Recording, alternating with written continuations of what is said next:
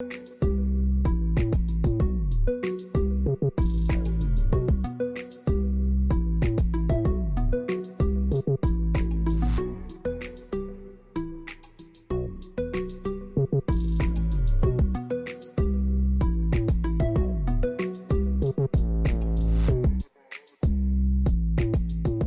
is Thursday, December 27. We have 4 more days remaining in 2018. Let's tell you what's happening.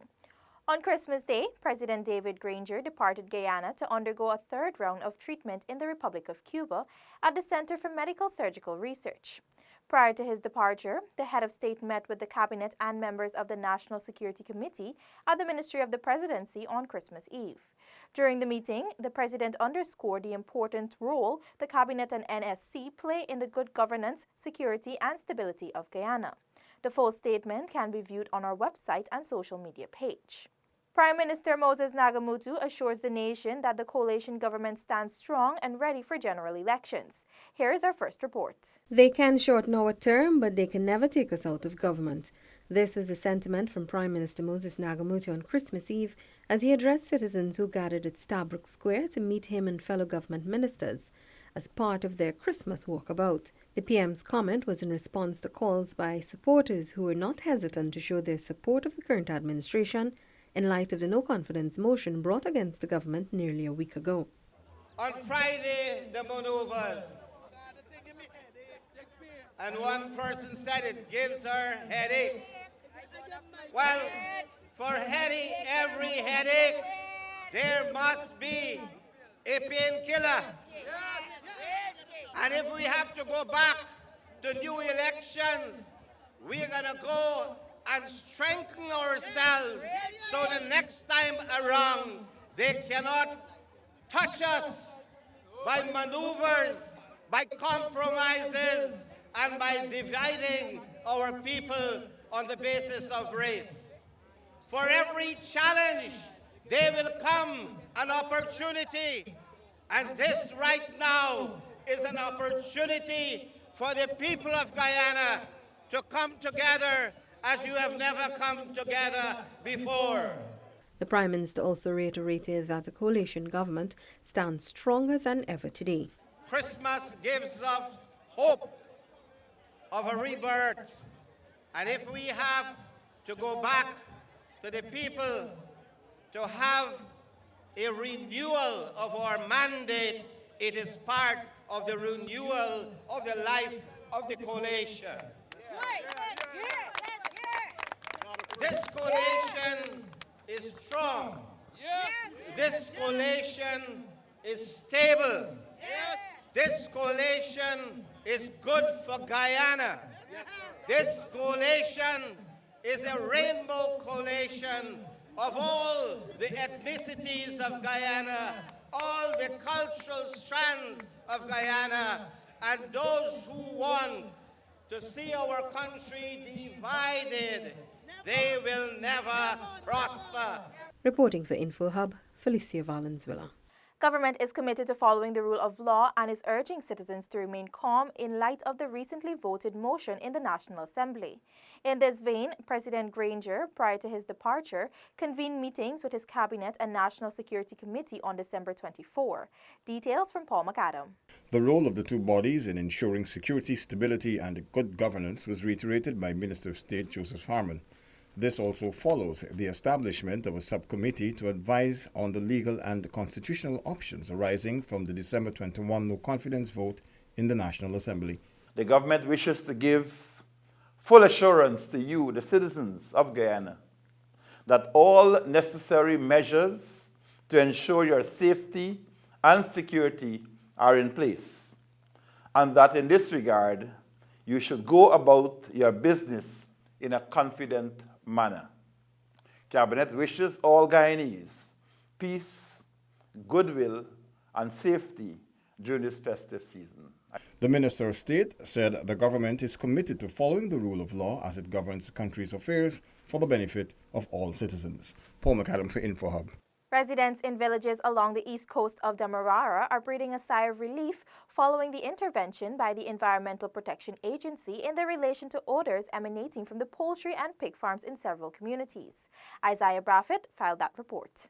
These villages include Monwipo, Luzignan, and Mahaika. Prior to the intervention made by the EPA, residents had lodged complaints of the effect the stench was having on their health. All the farmers were subsequently ordered to halt their operations since they exceeded the legal dimensions for farms within such communities. A follow-up visit by the EPA team on Monday revealed that most of the farmers have abided by the law. All but one person who rears pigs in Luzignan has failed to do what was ordered by the EPA. Nevertheless, residents noted their satisfaction with the steps made by the EPA to address the smell that affected them daily. They also expressed their confidence that the organization will swiftly address the recalcitrance of the errant farmer.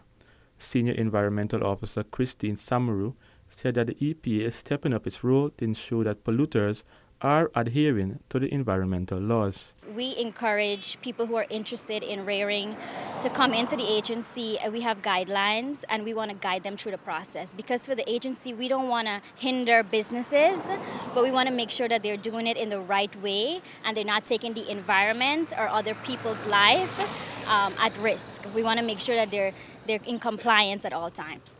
Samaru said that the EPA will continue to work to ensure that people's health and the environment are protected. Isaiah Braffett for InfoHub. The communities of Arnaputa, St. Ignatius, and Sarariwao in Region 9 each received tractors and trailers to boost their agriculture initiatives. More from Sanika Thorne. The equipment was handed over by Minister of Indigenous Peoples Affairs Sidney Allicock over the weekend.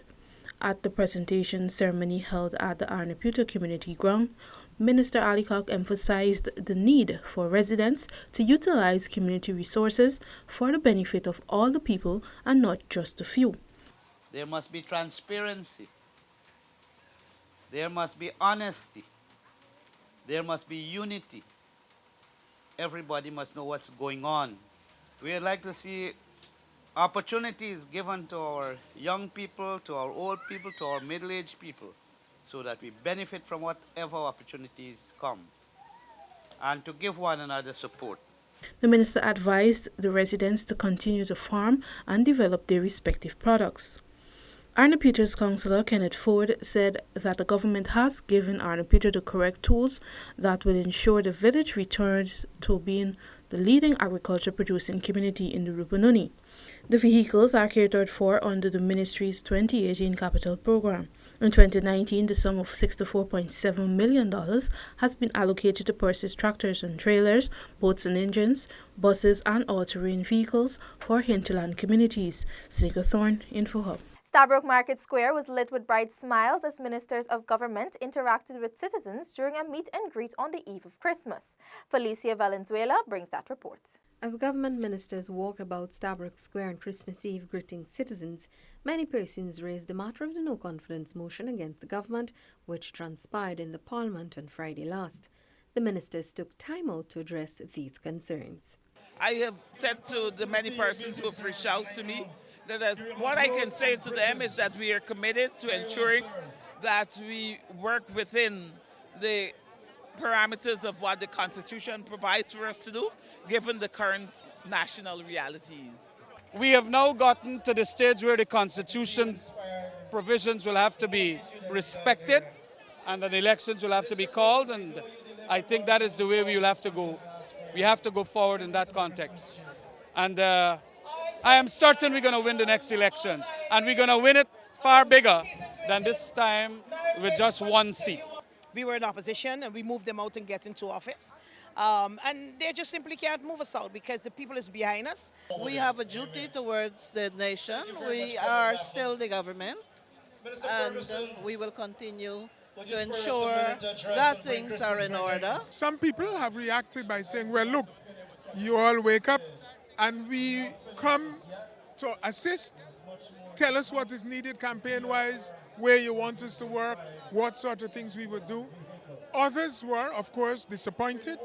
And in speaking to them, we tried to assure them that these things happen in politics. And they have, if you're to be a champion, you can't be lying down. You got to get up and move, okay? So that is what we've been trying to encourage them to do. In Guyana, we have this great gift, and we're going to make sure that we can hold on to it and that we manage it properly for all Guyanese. So this is Guyana's time. I want to say to people that Christmas is the time of peace and goodwill. It's the time to spend with your families. It's the time for us to regroup right now and come back in January with a bigger and stronger plan. Nothing to be worried about. Their government remains intact, and their government remains committed to ensure that whatever happens under the Constitution that we remain as we are right now. Reporting for InfoHub, Felicia Valenzuela. Still to come, Minister Lawrence assures citizens that everything will be all right. And this year's first Christmas baby at Georgetown Public Hospital is a boy. Stay with us.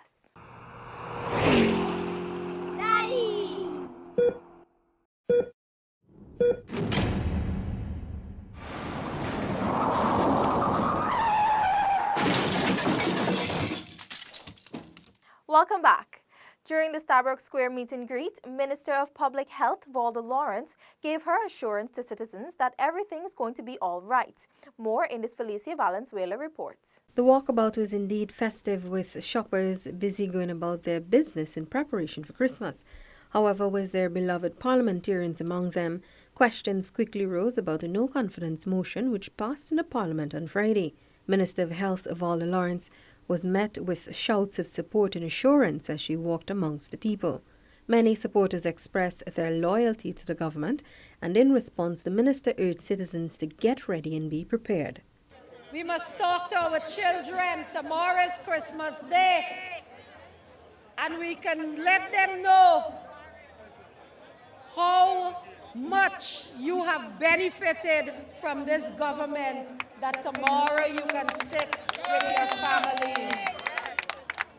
But comrades, even as you speak with your families, let them know that we got work to do. Minister Lawrence told supporters to do more than the usual talk, encouraging them to ensure that they were registered and have their national identification cards ready to cast their votes. Each and every one of us, we are in campaign mode, comrades. Each one, teach one, talk to the other, reason with each other. Let our youths understand that for the last 3 years, we didn't picking up dead bodies off the street. Comrades, we gotta teach them. We gotta show them how to put the little sexy X in the box. We have to ensure that they got the ID cards. Reporting for InfoHub, Felicia Valenzuela. Still in the holiday mood, scores of children at the Georgetown Public Hospital Corporation, GPHC, were surprised with new toys and treats on Christmas morning as Minister of Social Protection Amna Ali took her Christmas toy drive to the pediatric ward.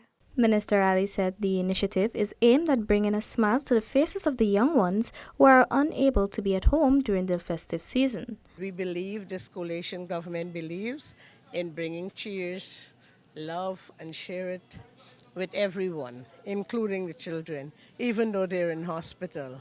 We recognize that, and we are a caring government, so that is why we are here. The minister said the initiative is also in keeping with President David Granger's tradition of visiting the public hospital and presenting gifts to babies on Christmas Day.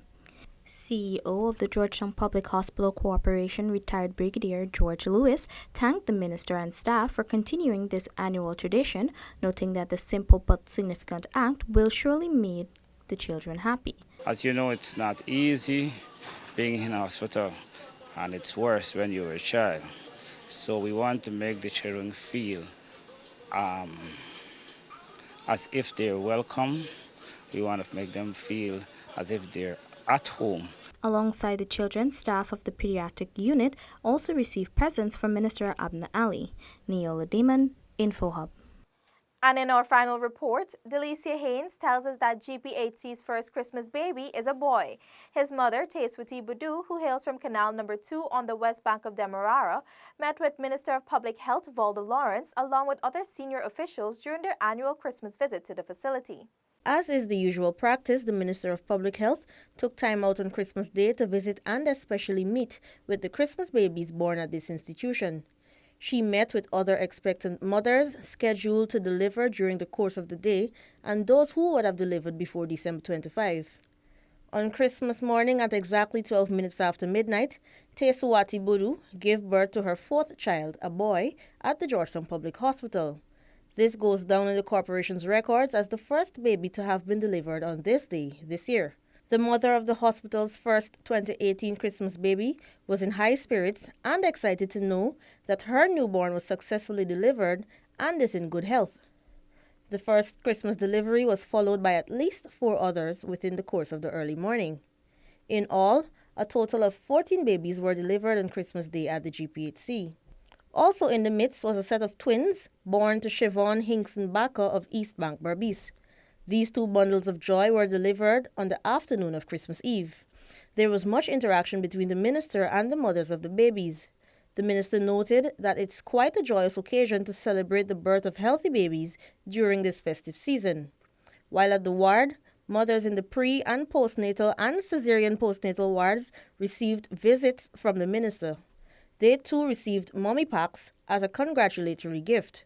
For InfoHub, Delicia Haynes.